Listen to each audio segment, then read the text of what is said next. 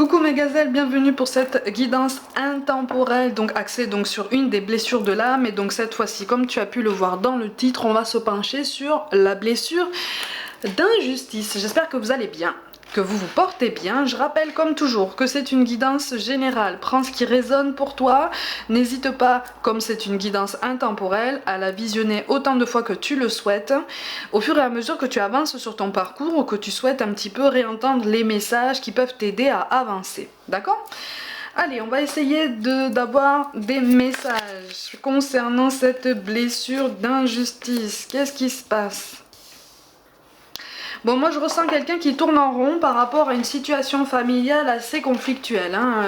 On a été pris en défaut, mais j'ai l'impression qu'en fait c'est un choix de vie qui n'a pas été compris ou une personnalité. T'as l'impression d'être un petit peu le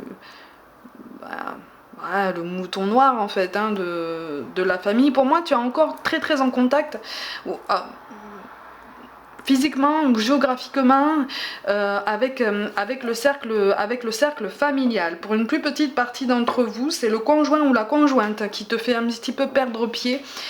C'est un relationnel amoureux qui est assez conflictuel, en tout cas qui entraîne de plus en plus de conflits régulièrement.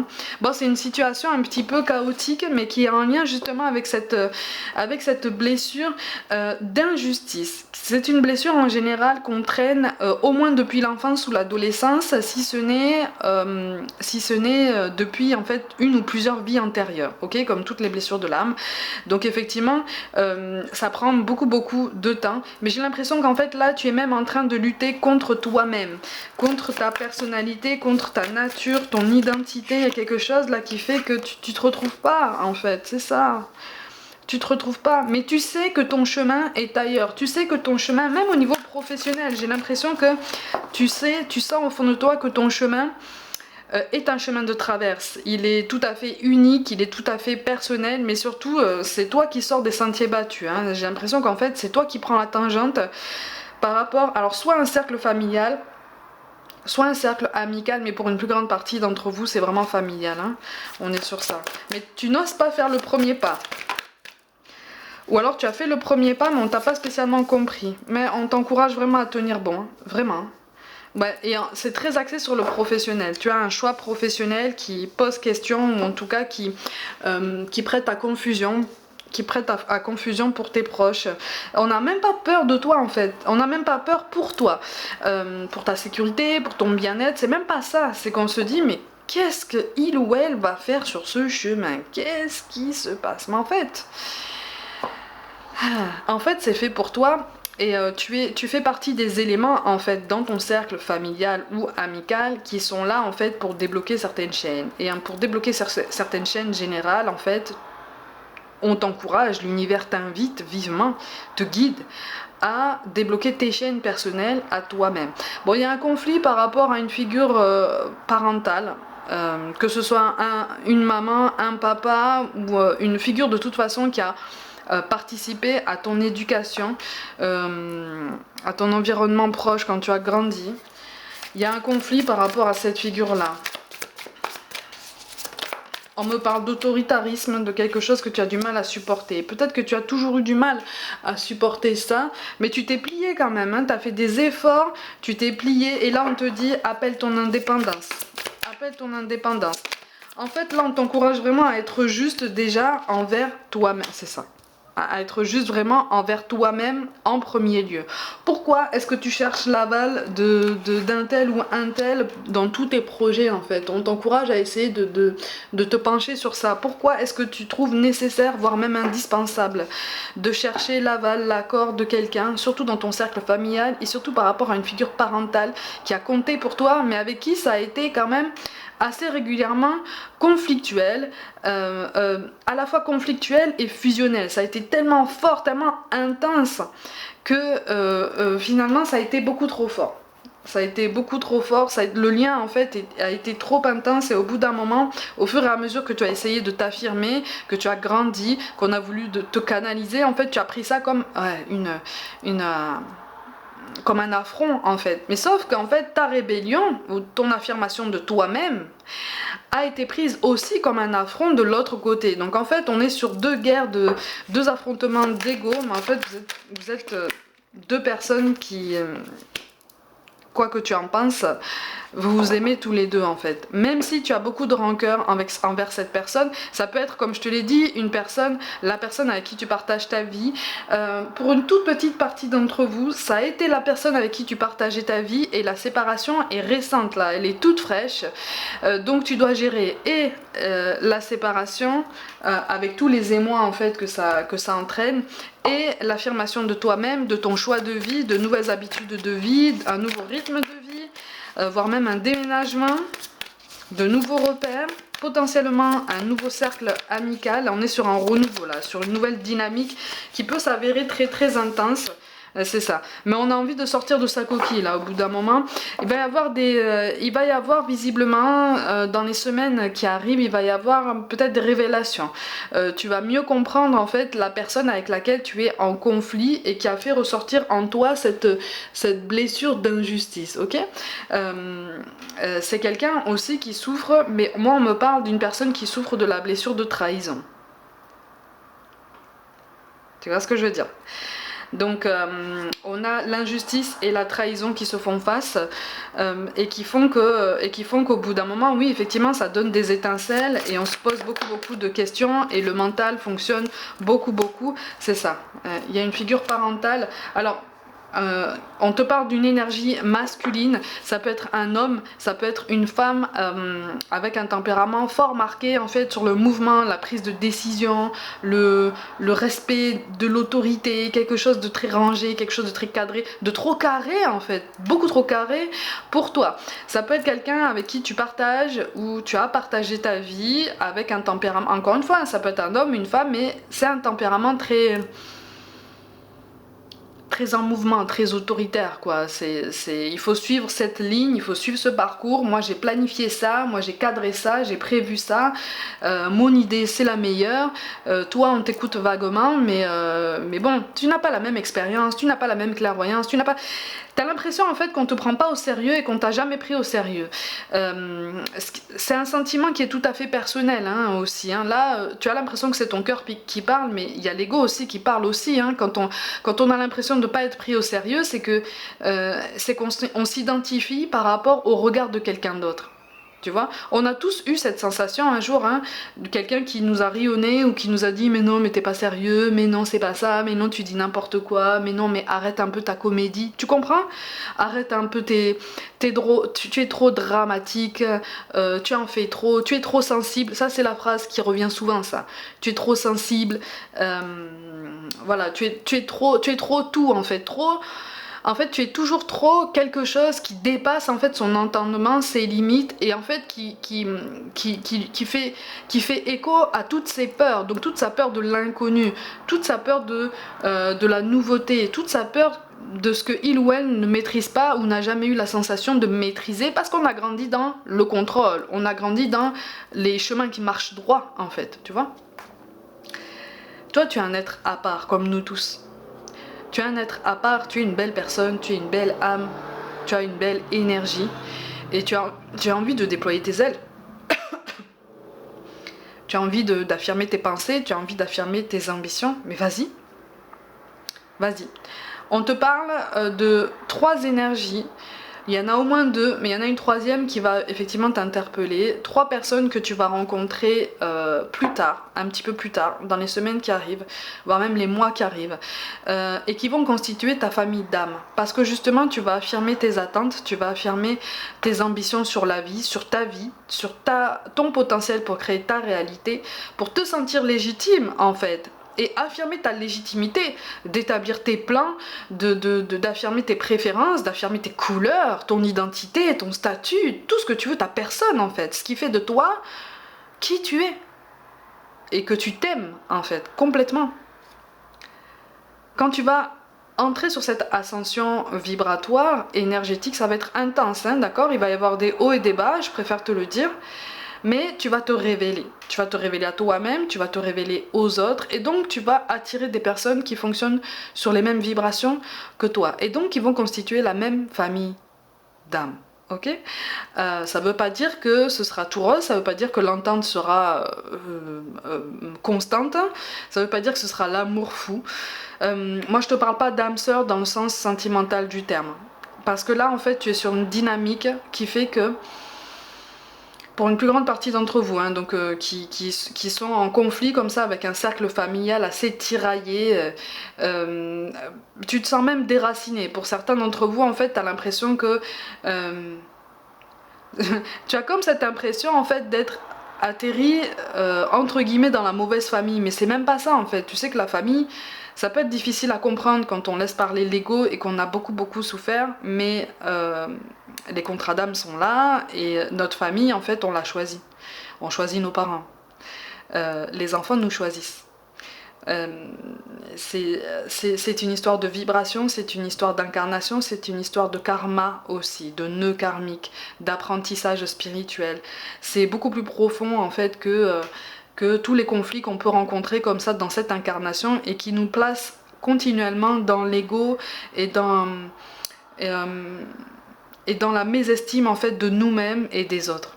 Tu vois, dans la mise en conflit, dans la mise en différence, dans la mise en opposition de nous par rapport à qui que ce soit en fait qui émet des idées contraires aux nôtres ou qui émet un jugement. Ça, c'est propre de notre incarnation. C'est pour ça que j'accentue beaucoup sur ça pour la blessure d'injustice, parce que on est vraiment sur ça en fait. On est sur un futur accord avec toi-même qui t'aidera à établir de meilleurs accords avec les autres, qu'ils soient de ta famille d'âme ou pas d'ailleurs. Tu vois, donc on peut te parler potentiellement d'accalmie par rapport à cette figure parentale. Mais il va y avoir un temps de latence, un temps de suspension par rapport à tout ça, par rapport à cette personne. C'est ça, parce que tu vas vouloir viser justement, tu vas être pris dans un élan. Alors attention là à ne pas tomber dans les extrêmes, en ce sens qu'effectivement tu vas écouter ton intuition et tu vas te sentir légitime d'affirmer tes idées, tes pensées, ta personne, ta sensibilité, c'est très bien.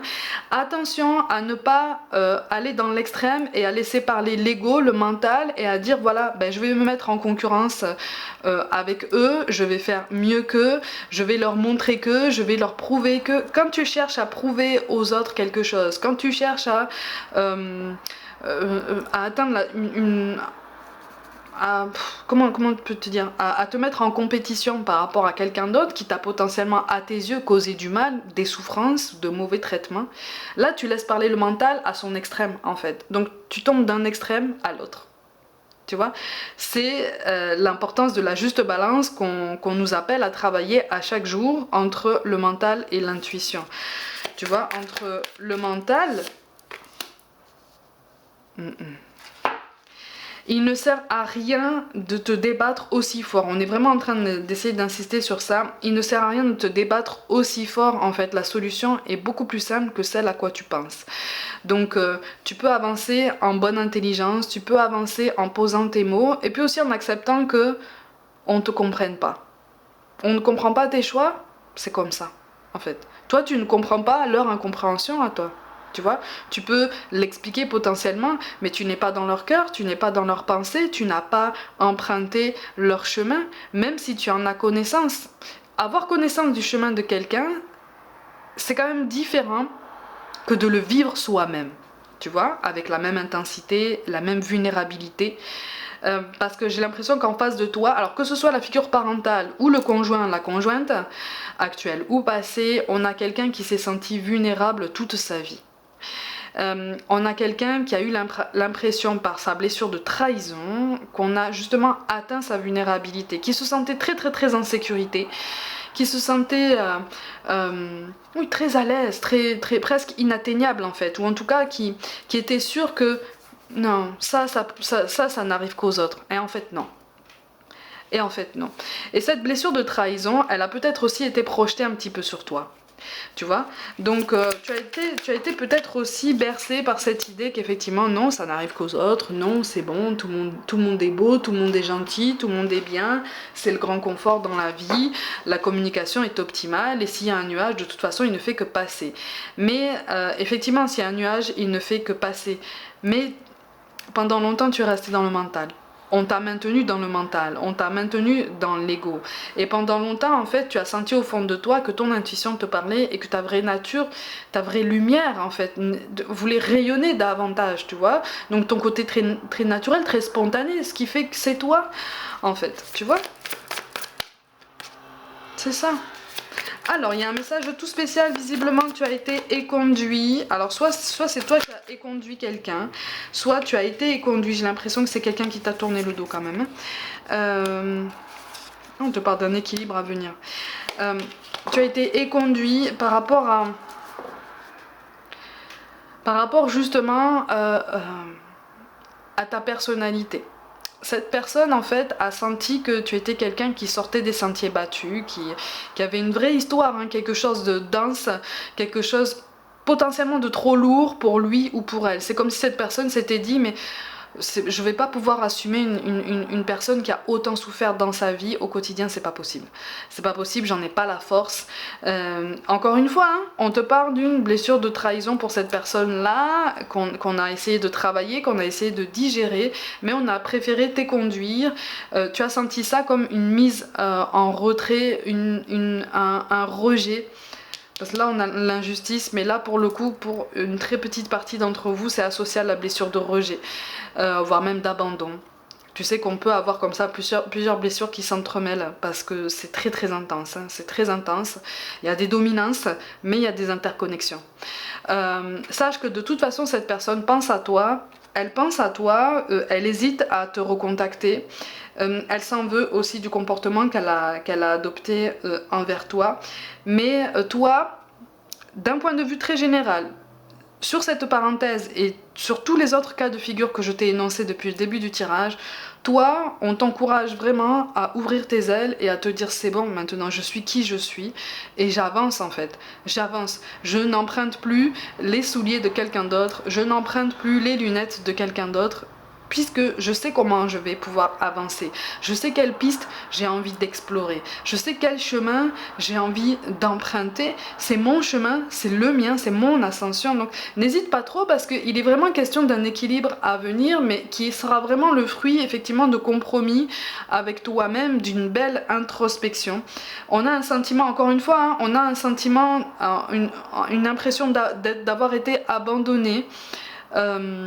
Qui se rajoute à cette blessure d'injustice, ça fait écho, visiblement ça s'accompagne, donc c'est quelque chose qui va effectivement te demander aussi une constance, des efforts, mais surtout une bienveillance envers toi-même, parce qu'on a un sentiment de solitude en fait, hein, on a une volonté aussi de se mettre en retrait soi-même, pour réfléchir à sa vie, pour réfléchir à son parcours, et quel parcours, ma gazelle. Tu peux être fier de toi, d'accord?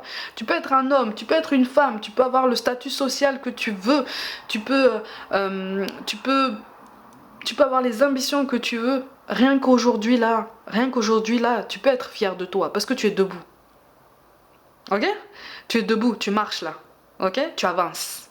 Tu avances, tu progresses. Même si pour l'instant tu n'as pas forcément l'impression d'avancer, tu as plus l'impression d'être dans une lutte avec toi-même, d'être dans un vrai brouillard intérieur. En fait, ce brouillard n'est qu'apparent parce que c'est l'univers, ce sont tes guides, voire même tes défunts qui te poussent en fait à remettre de l'ordre dans tes pensées et à assembler enfin le puzzle qui t'étient en fait, ce puzzle intérieur de pensée qui va constituer un meilleur mécanisme pour toi-même, pour ta vie en général. Un mécanisme général beaucoup plus fluide en fait, hein, beaucoup plus logique, beaucoup plus ambitieux, beaucoup plus juste et bienveillant, beaucoup plus clairvoyant, beaucoup plus souple aussi. Tu vois, tu vas te donner le bénéfice du doute, tu vas te donner des chances, tu vas te donner de l'énergie, tu vas te donner de la souplesse, tu vas te faire preuve de tolérance envers toi-même, de bienveillance, tu vas te cajoler en fait. Parce que là on est directement relié à cette notion d'enfant intérieur. L'enfant intérieur, je rappelle, hein, je grossis les traits hein, volontairement, L'enfant intérieur, c'est en gros l'enfant que tu as été. C'est l'enfant que tu as été et qui a potentiellement manqué, et là ça colle beaucoup, hein, qui a potentiellement manqué de certaines paroles, qui a manqué peut-être de soutien, qui a manqué de prévoyance, de prévenance, qui a manqué peut-être de certaines attentions, de certains mots qui, à tes yeux, l'auraient aidé à se reconstruire, ou en tout cas à se construire de façon beaucoup plus solide. Aujourd'hui, là, tu peux lui donner ça. Tu peux lui donner ça. Dans ce brouillard, tu as déjà les éléments pour te donner ça. Pour te dire ce que tu aurais aimé entendre. Il est jamais trop tard. Il est jamais trop tard. C'est difficile, hein. Alors je te le dis, hein, je suis honnête avec toi, ça va faire remonter des émotions fortes. Il risque d'y avoir peut-être encore de la colère, de la tristesse, des moments de nostalgie, peut-être des rancœurs envers toutes les personnes que je viens de t'énoncer. Mais de t'accorder ces moments de bienveillance, ces paroles, ces attentions, ce temps, cette tolérance, et puis aussi ce droit d'essayer et de réessayer autant de fois que tu le souhaites pour atteindre tes objectifs de vie, quels qu'ils soient. Ça va être primordial en fait pour ta reconstruction et pour guérir en fait de cette blessure d'injustice et te dire ok, j'avance du coup, j'avance parce que je ne me regarde plus, je n'accorde plus ma valeur en fonction du regard de quelqu'un d'autre, de l'attention de quelqu'un d'autre et du temps qu'il ou elle passe avec moi notamment, tu vois, etc. Là, tu vas te donner, ou en tout cas tu vas tout faire pour te donner tout ce dont tu as besoin et tout ce dont tu as envie. Et c'est avec ce nouvel équilibre-là que tu vas pouvoir penser cette blessure. Ça va prendre du temps, hein. Ça va prendre du temps, mais c'est en atteignant ce nouvel équilibre que tu vas aussi accepter l'idée que certaines amitiés prennent fin, que certains liens peut-être amoureux ou même familiaux comme ça prennent fin ou se distendent. Parce que là, tu es en train de préparer un terrain pour ouvrir de nouvelles portes. Des portes qui te correspondent davantage, des portes que toi, tu choisiras d'ouvrir ou pas. Tu vois ? Tu reprends le contrôle, en fait, de ta vie, de ta personne, et pour certains, tu reprends même le contrôle de ton corps. Et ça, on est vraiment fiers de ce travail que tu fais sur toi-même. Tu vois, parce que tu es sur une réconciliation avec toi-même qui peut devenir de plus en plus optimale, qui peut devenir de plus en plus saine, consciente, importante, indispensable. Tu vois, on est dans l'acceptation de soi, on est dans la juste clairvoyance de soi, et c'est ce qui va t'amener sur le long terme à reconsidérer tes propos par rapport à tous ceux avec qui tu auras été en conflit par le passé. Et c'est à ce moment-là seulement, parce que toi tu te seras pardonné d'avoir attendu beaucoup des autres, c'est à ce moment-là seulement que tu pourras essayer de pratiquer le pardon envers ces personnes pour justement ne pas leur faire pardonner quelqu'un, encore une fois, c'est pas lui faire un cadeau, c'est décider que toi, la colère et la tristesse que tu supportes depuis longtemps, en fait, tu n'en as jamais eu besoin, tu n'en as jamais eu envie, mais surtout, tu n'as plus envie ni besoin de le garder dans ton cœur et dans tes pensées. Tu as besoin de te délester de ça, de t'en débarrasser et de te faire de la place pour quelque chose de nouveau, de quelque chose de plus frais et de plus enthousiasmant. Donc quand tu pardonnes à quelqu'un, c'est un cadeau que tu te fais à toi-même. C'est comme si tu disais, je choisis en fait de ne pas subir la peine que tu m'as causée. La peine que je t'ai laissé m'infliger. Je choisis comme ça de le laisser de côté, d'abandonner ça là, comme ça, ici, et je m'en vais. Je me retourne pas, je m'en vais. Je m'en vais et je m'éloigne définitivement en fait de cette douleur. C'est ça le pardon qu'on peut faire à autrui. Tu comprends ? C'est ça le cadeau que tu peux faire à ton cœur, à ta conscience et même à ton âme, pour le coup. D'accord ? Et c'est en ce sens-là que, au fur et à mesure du temps, tu vas rencontrer quelqu'un qui va vibrer de façon beaucoup plus saine pour toi. Tu vois ? Et c'est là, en fait, que tu vas reconnaître la personne avec qui tu vas pouvoir vraiment partager quelque chose. Ok ? Voilà mes gazelles, comme d'habitude, prenez soin de vous. Croyez en vous plus que jamais, vraiment. Pour toute guidance personnelle, envoyez-moi un mail. N'hésitez pas à vous abonner à cette chaîne si le cœur vous en dit, à liker, commenter et partager autour de vous. Activez la petite cloche aussi. Rejoignez-moi aussi sur les réseaux comme Facebook, Instagram et TikTok pour des guidances complémentaires. Je vous envoie absolument tout mon soutien et je vous dis à très vite.